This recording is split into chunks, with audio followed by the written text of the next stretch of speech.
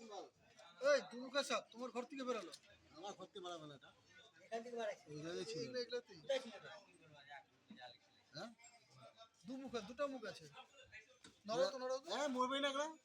ইলেকট্রিকটা খাওয়া দাওয়া এটাকে বাইরে বের করে দিতে হবে। না না ভিতরে করতে ভিতরে বাইছে। না ভিতরে তো নাই, এটাকে ইয়ে করতে হবে। হ্যাঁ না হ্যাঁ দাদা দাদা ভিতরে তো ভিতরে দাদা দাদা মারতে হবে, মারতে হবে। বাইরে মরে যাবে সব। এই ভিতরে যে কাপড় যায় না রে। এটা কাপড় যায় না। এটা কত ছোট সাপ, এত ছোট।